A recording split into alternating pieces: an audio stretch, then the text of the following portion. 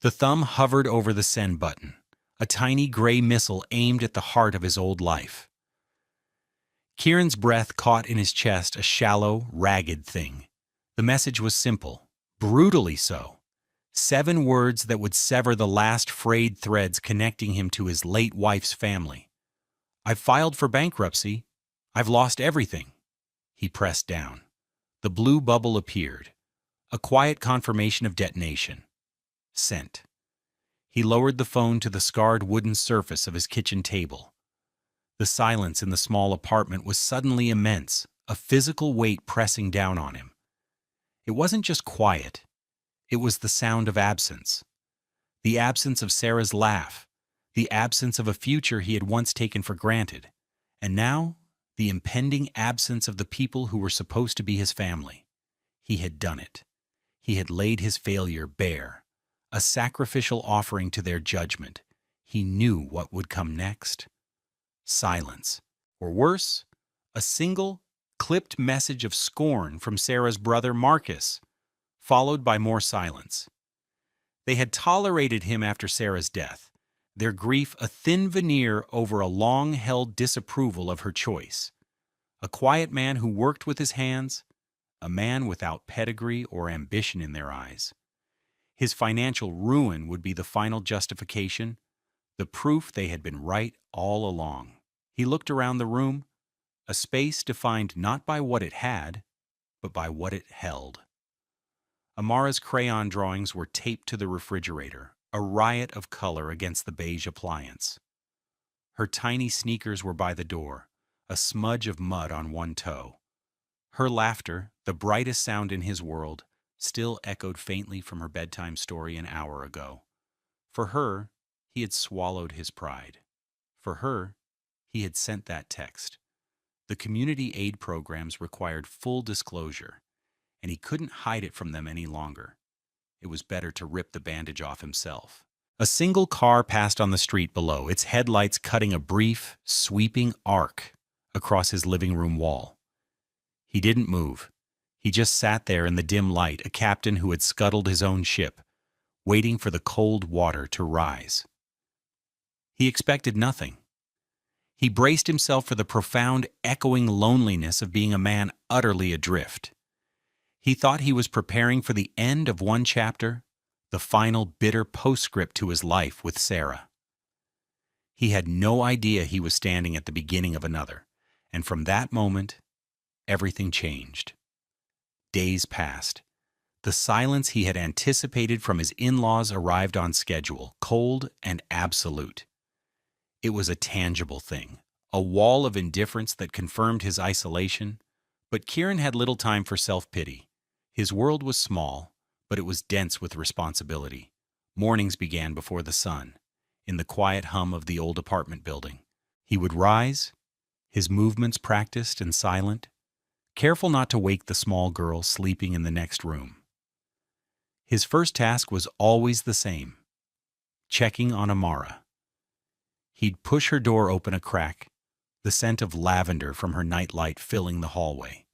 She slept with the fierce stillness of a child, her small chest rising and falling, her natural hair, which he had painstakingly twisted the night before, forming a soft halo around her head on the pillow. Beside her, clutched in one hand, was Barnaby, a teddy bear worn smooth with love. He was a tall man, with the broad shoulders and calloused hands of someone who worked in logistics, lifting and moving the world's goods in a vast, anonymous warehouse. His deep brown skin seemed to hold the permanent exhaustion of the past 2 years, but his eyes, when he looked at his daughter, were clear and fiercely gentle. He carried his grief for Sarah not as a shroud, but as a quiet, internal compass. It guided his every action, his every decision. He was determined to be enough for Amara. He had to be. Their morning routine was a well-oiled dance of quiet domesticity. He'd start the coffee, then move to the kitchen to make Amara's breakfast. Oatmeal with a swirl of honey, just as she liked it. He would pack her lunch, a sandwich cut into a star shape with a cookie cutter he'd bought for $1, an apple, a juice box, Every item was a small act of love, a defense against a world that was often careless and cold. His clothes were worn but always clean, his work boots polished. He took care with what little he had, a quiet testament to his dignity.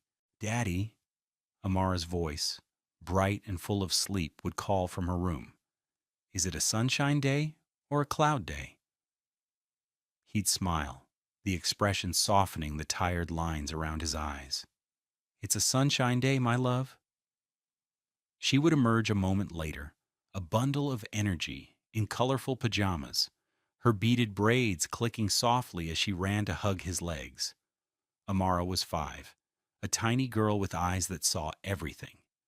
She spoke in long, breathless sentences, her thoughts tumbling out in a stream of observations and questions that often left him speechless with their simple wisdom. She was the repository of all his hope, the bright, burning center of his universe. He would kneel, his large frame folding to her level, and help her brush her teeth, his big hands surprisingly deft as he guided the small brush. He had learned to do her hair from online videos, his fingers, more accustomed to packing tape and box cutters, slowly mastering the art of twists and puffs. He was not his wife, he could never be. But he tried. Lord, how he tried. After Sarah's passing, he'd felt invisible, a ghost, haunting the edges of his own life. But Amara saw him. In her eyes, he was not a failure. He was just daddy. And that was everything. Far across the city, in a steel and glass tower that scraped the clouds, Naima Richmond commanded a boardroom. The table was a long, polished expanse of dark wood, reflecting the grim faces of a dozen executives. She stood at its head, a striking figure in a tailored navy suit. Her deep brown skin was luminous even in the harsh fluorescent lighting, and her natural hair was swept up in an elegant style that spoke of discipline and intention. Her voice was calm, precise, each word chosen with the care of a surgeon. She was dismantling a flawed quarterly report, her logic irrefutable, her authority absolute. There were no wasted gestures, no emotional flourishes. She was a fortress of competence. People in her world saw the power, the success, the name on the door of the corner office. They saw the woman who had taken a struggling tech firm and turned it into an industry leader. They saw the tailored suits, the quiet confidence, the car that waited for her downstairs. They did not see the woman who, hours later, would walk into a sprawling, minimalist apartment that felt more like a museum than a home. The silence that greeted her was different from Kieran's. His was filled with the echoes of love and loss. Hers was the sterile silence of emptiness. She would walk through the vast white spaces, her heels clicking on the marble floors. There were no crayon drawings on her stainless steel refrigerator. There were no tiny sneakers by the door. She had a team of people to manage her life, a housekeeper, a personal shopper, an assistant who scheduled every minute of her day. She had achieved everything her parents had demanded of her, surpassing even their most ambitious expectations. They had raised her to be a success, a testament to their own drive. They had taught her that love was conditional, a reward for performance, and so she had performed brilliantly. But in the quiet of her perfect apartment, with the glittering city lights spread out below her like a carpet of scattered jewels, Naima felt a profound and gnawing loneliness. She was respected, feared, admired, but she was not known. She was not loved for the woman who existed beneath the armor. She had built a kingdom of glass and steel, only to find herself its solitary prisoner, yearning for a simple, authentic connection she didn't know how to build. Her work included overseeing her company's philanthropic foundation, a duty she performed with the same detached efficiency as everything else. It was a line item, a public relations necessity. She approved grants and reviewed applications, her pen scratching signatures on checks for causes that felt abstract and distant. She had no idea that one of those routine files, passed to her by an assistant, was about to shatter the glass walls of her carefully constructed world. A week after the text message, the knock came. It was a Thursday evening, the sky outside a bruised purple. Rain was beginning to fall, streaking the window panes in Kieran's small living room. He was on the floor with Amara, helping her build a tower of colorful blocks. The knock was firm, unexpected. He froze. It couldn't be the in-laws. They would have called first, if they called at all, to announce their judgment. He felt a knot of anxiety tighten in his stomach. He scooped Amara up. "Stay here and play with Barnaby for a minute, sweetie. Daddy will be right back." He walked to the door, his heart thudding a slow, heavy rhythm against his ribs. He looked through the peephole and his confusion deepened. A woman stood on his doorstep, a black woman he had never seen before. She was holding a sleek leather portfolio and dressed in an elegant trench coat, her posture poised and straight despite the rain that was beginning to dampen her shoulders. She looked utterly, jarringly out of place in the dimly lit, worn hallway of his building. He opened the door a few inches. "Can I help you?" The woman met his gaze. Her eyes were intelligent, discerning, but held a trace of weariness he recognized. "Mr. Kieran Wallace?" she asked, her voice professional, controlled. "Yes," he said, his hand still on the doorknob. "My name is Naima Richmond. I'm with the Richmond Corporation's Charitable Foundation. May I have a moment of your time?" Kieran stared at her, baffled. "The Richmond? I'm sorry. I think you have the wrong address. I haven't applied for anything." A flicker of something, empathy perhaps, crossed her features before being suppressed. "We received an anonymous nomination on your behalf. It's our policy to conduct a brief, in-person assessment for all potential beneficiaries. It's just procedural." And then the pieces clicked into place with sickening clarity. An anonymous nomination. It was Marcus. Of course it was Marcus. This wasn't silence. This was a new, more refined cruelty. To send a powerful executive to his humble door to witness and document his failure. It was a public shaming disguised as charity. A hot flush of anger and humiliation rose in his throat, but he swallowed it down. He would not give them the satisfaction. He looked at this polished, professional woman, a symbol of a world he would never know, and made a decision. He would meet this humiliation with dignity. For Amara. He opened the door wider. "Please, come in." Naima stepped inside, her eyes taking in the small, clean apartment. She saw the worn sofa, the stack of children's books on the coffee table, the block tower on the rug. Her gaze landed on Amara, who was now peeking out from behind the armchair, clutching Barnaby the bear. "And who is this?" Naima asked, her voice softening almost imperceptibly. "This is my daughter, Amara," Kieran said, his voice quiet but steady. "Amara, this is Ms. Richmond." Amara took a tentative step forward. "Your shoes are very shiny," she said, a statement of fact. A genuine, startling smile briefly touched Naima's lips. It transformed her face, cracking the professional mask for just a second. "Thank you, your blocks are very colorful." The interaction was stilted, awkward. Naima sat stiffly on the edge of the sofa, opening her portfolio. Kieran remained standing, his arms crossed, a posture of quiet defense. She asked him a series of standard questions about his employment, his financial situation, his needs. He answered them honestly, his voice low and even, betraying none of the fury and shame churning inside him. He was a man being assessed, cataloged, judged. And yet, as she spoke, he noticed the small things. The way she didn't look down on his sparse furnishings, the way her eyes kept drifting to Amara's drawings on the fridge. There was a precision to her, but not a coldness. It was something else, a kind of guarded sorrow. The formal interview concluded, a sterile transaction in the heart of his home. Naima closed her portfolio, the click of the clasp sounding loud in the quiet room. "Thank you for your time, Mr. Wallace. That's all I need for now. The Foundation will be in touch."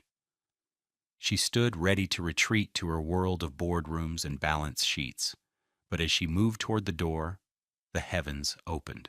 The gentle rain became a torrential downpour, a wall of water drumming against the windows. A flash of lightning illuminated the room, followed by a loud clap of thunder that made Amara jump. "Whoa," Amara whispered, her eyes wide. "It seems the weather has other plans," Kieran said, a hint of dry humor in his tone. "You can't go out in that. Your shiny shoes will be ruined." He gestured to the sofa. "Please, wait it out. I can make some tea." Naima hesitated. Her schedule was precise, unforgiving.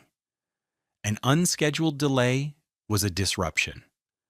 But the thought of navigating the flooded city streets, of returning to her vast, empty apartment, was suddenly less appealing than the prospect of a cup of tea in this small, warm room. "All right," she said, surprising herself. "Thank you." As Kieran moved to the kitchen, Amara, her shyness overcome by curiosity, approached Naima. She held up Barnaby. "This is Barnaby. He isn't scared of thunder. He's very brave." Naima looked from the girl's earnest face to the worn bear. "He looks very brave," she agreed solemnly. Kieran returned with 2 mugs of steaming ginger tea. He handed one to Naima. Their fingers brushed for a fraction of a second, a tiny, unexpected spark of warmth. They sat in a comfortable silence for a moment, listening to the rhythm of the rain. The professional boundary between them had been dissolved by the storm. They were just 2 people, waiting. "Why are you so sad?" Amara asked suddenly, her voice cutting through the quiet. She was looking directly at Naima, her head tilted. Naima was taken aback. No one ever asked her such a question. "I'm not sad," she replied, the denial automatic. "Yes, you are," Amara insisted, with the unshakable certainty of a child. "Your eyes look like my eyes when I miss my mommy." The words landed in the center of the room like a stone dropped into a still pond. The air crackled with unspoken emotion. Kieran's breath hitched. Naima stared at the little girl, her carefully constructed composure beginning to fracture. She saw not a child's impertinence, but a moment of stunning, unfiltered perception. This little girl saw past the suit, past the title, and straight into the hollow space in her chest. For the first time in years, Naima felt truly seen, and it was terrifying. And it was a relief. She didn't know what to say. She just looked at Amara, a storm of her own brewing behind her eyes. The rain continued to fall. The storm eventually subsided, leaving the city washed clean and glistening under the streetlights. Naima's departure was as formal as her arrival. But something had shifted between them. The assessment was no longer a simple transaction. It had become personal. When she got to her car, a sleek, expensive sedan parked down the block, she found it wouldn't start. The engine turned over with a pathetic, gurgling click. She sighed, resting her forehead against the cold steering wheel. It was the perfect, frustrating end to a disorienting evening. She was about to call for a car service when a tap on the window made her jump. It was Kieran, holding a large umbrella. He had seen her predicament from his window. "Trouble?" he asked through the glass. She rolled down the window. "It won't start. It's a new car. I don't understand." "Pop the hood," he said, his voice calm and reassuring. She did, and he went to work. He didn't seem bothered by the rain dripping from the umbrella onto his jacket. He moved with a quiet competence, his large hands knowing their way around the intricate machinery of the engine. Naima watched him from the driver's seat, a strange feeling washing over her. No one had ever just fixed something for her. Problems in her life were solved by delegation, by writing checks, by making calls. They were handled by paid professionals. Here was this man, a man she had come to assess for his poverty, performing an act of simple, unprompted kindness. He diagnosed the problem in minutes. A loose battery cable, a simple fix. He tightened it, wiped his hands on a rag he produced from his pocket, and closed the hood. "Try it now," he said. She turned the key, and the engine purred to life. A wave of relief, so profound it almost felt like grief washed over her. She got out of the car. "Thank you. I don't know what to say. How much do I owe you?" Kieran looked at her, a faint, wry smile on his lips. "You don't owe me anything, Ms. Richmond. It's just what people do, help each other out." He started to turn away. "Wait," she said, her voice more urgent than she intended. "Please, let me at least thank you properly." He simply nodded. "Drive safe." And he walked back to his building, leaving her standing in the misty night air, the sound of his words echoing in her mind. It's just what people do. Back in her car, alone in the humming quiet, Naima did something she hadn't done in over a decade. She cried. Not for the broken down car, but for the unexpected kindness, for the little girl who had seen her sadness, for the gaping chasm between her successful life and a genuinely fulfilled one.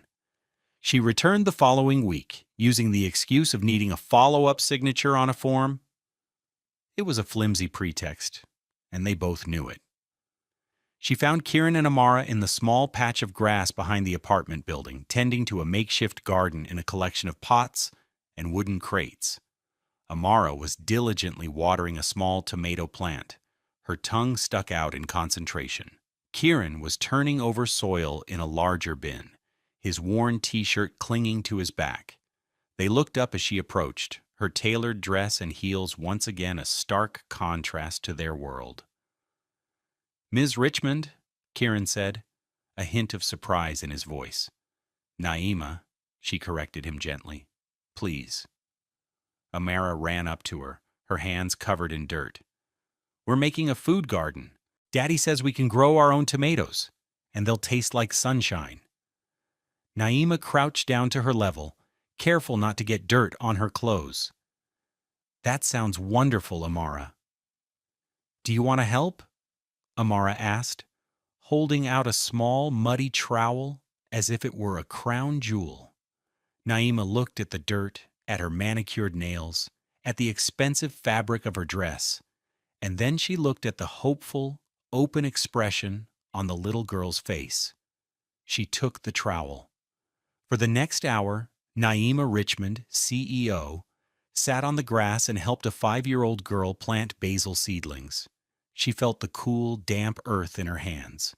She listened to Amara's nonstop chatter about worms and butterflies. She watched Kieran, who worked beside them in a comfortable silence, occasionally offering a gentle instruction or a quiet word of encouragement. The sun was warm on her back. The air smelled of soil and growing things. For the first time in as long as she could remember, she wasn't performing. She wasn't negotiating. She was just being.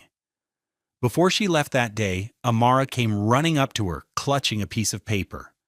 "I made this for you," she announced, thrusting it into Naima's hands. It was a crayon drawing. It depicted 3 stick figures standing under a bright yellow sun. One was a tall man with brown skin. One was a small girl with brown skin and beaded braids that stuck out at right angles.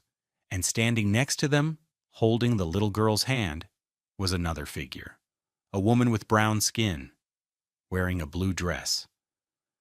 "That's you," Amara explained, pointing a small, grubby finger. "You're the lady who needed a family." Naima stared at the drawing, her throat tight. A child's simple lines, her innocent, devastating words had articulated a truth she had barely been able to admit to herself. She looked from the drawing to Kieran, who was watching them, his expression unreadable but gentle. In that moment, the formal pretext of her visits fell away completely. She wasn't here as a representative of a foundation.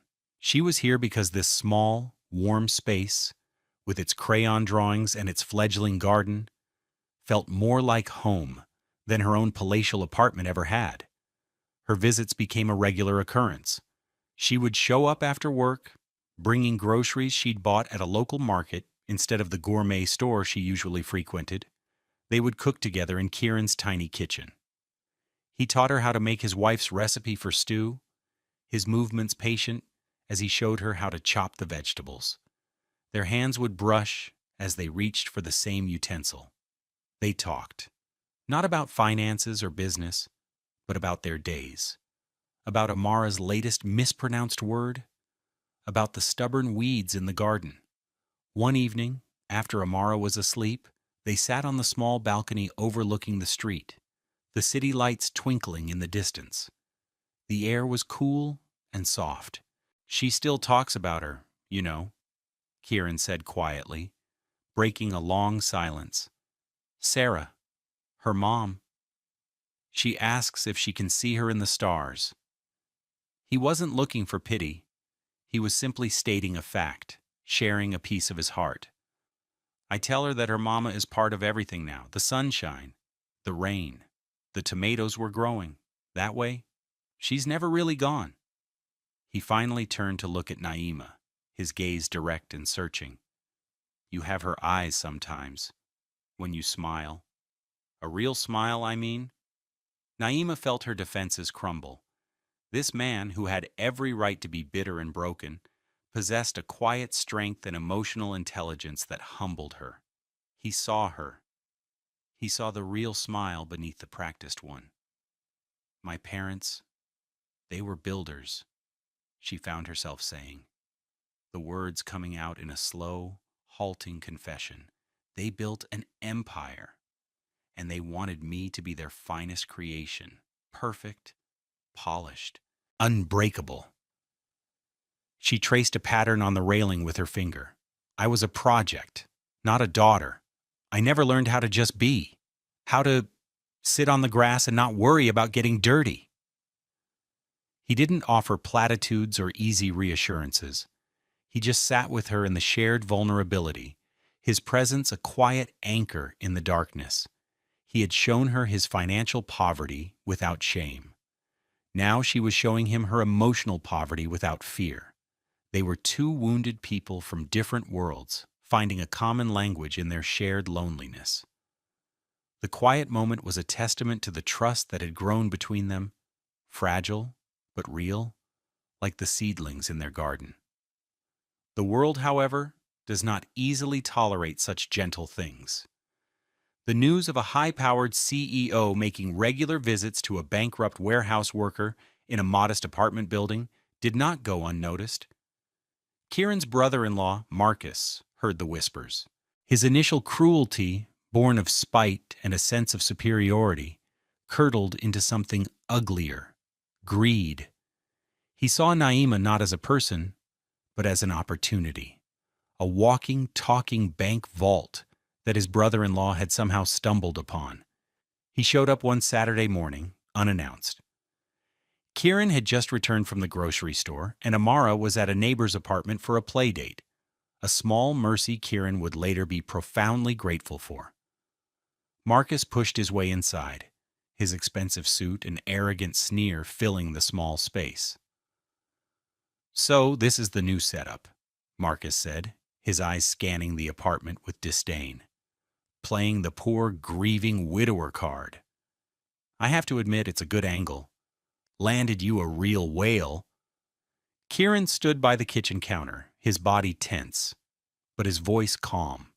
"What do you want, Marcus?" "What do I want?" Marcus laughed, a harsh, unpleasant sound. "I want what's fair. Sarah was my sister. That Richmond woman, she's clearly taken a liking to you. Throwing money at her little pet project. A portion of that should go to her family, to us, as a tribute to Sarah's memory." "This has nothing to do with Sarah's memory," Kieran said, his voice low and dangerous. "And it has nothing to do with you. Naima is a friend." "A friend?" Marcus scoffed. "A woman like that doesn't have friends like you, Kieran.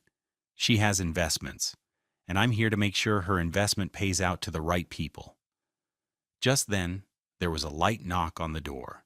It was Naima. She had planned to take Kieran and Amara to a fall festival at a local park. She opened the door, which Kieran had left ajar, and stepped in, her smile fading as she took in the scene. She saw the tension in Kieran's shoulders, the predatory look in Marcus's eyes. "Am I interrupting something?" she asked, her voice cool and level. Marcus's face lit up with a smug, oily charm. "Naima Richmond. An honor. Marcus Thorne. I'm Sarah's brother. Kieran's family." He extended a hand, which she ignored. "I was just telling him how wonderful it is that you're taking an interest. We, the family, are so grateful for your generosity." Naima's gaze was like ice. She had dealt with men like Marcus her entire professional life, men who saw human connection as a commodity, a lever to be pulled for personal gain. They were small, insecure, and ultimately predictable. She did not raise her voice. She did not engage in his drama. She simply shifted from friend to CEO, her posture straightening, her voice dropping into the calm, authoritative tone she used in the boardroom. "Mr. Thorne," she said, her voice cutting through his pretense, "my relationship with Kieran and his daughter is a private matter. The Richmond Foundation has concluded its assessment, and Mr. Wallace's case is now closed." Marcus's smirk faltered. "Closed? But he's destitute. He needs—" "What Kieran has," Naima interrupted, her eyes locking onto his, "is not something my foundation can quantify. And it is certainly not something you can claim a share of." She took a step forward, her presence suddenly immense, commanding the small room. "You nominated him for aid out of spite, hoping to humiliate him. Instead, you revealed only the poverty of your own character. Now I'm going to have to ask you to leave his home." Marcus was stunned into silence, deflated by her quiet surgical dismissal. He looked from Naima's unwavering face to Kieran's stony expression. He had come expecting to intimidate and extort. He had found a fortress he could not breach.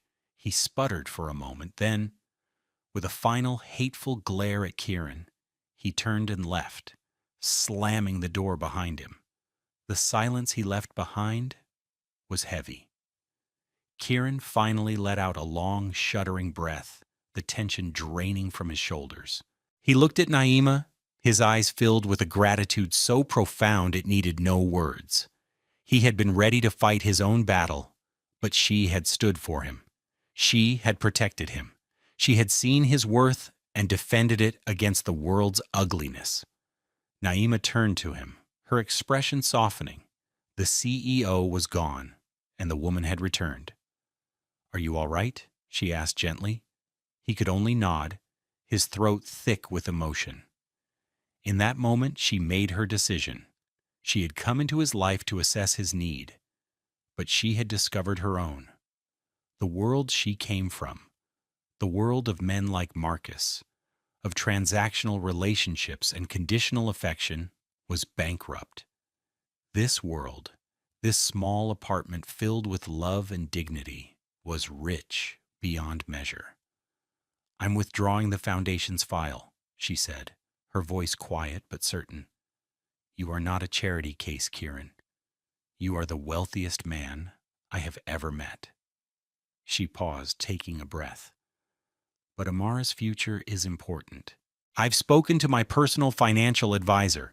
I'm setting up an educational trust for her, not from the Foundation, from me. It's not charity, it's an investment in her, in this." Her gesture encompassed the room, the garden outside, the life he had built.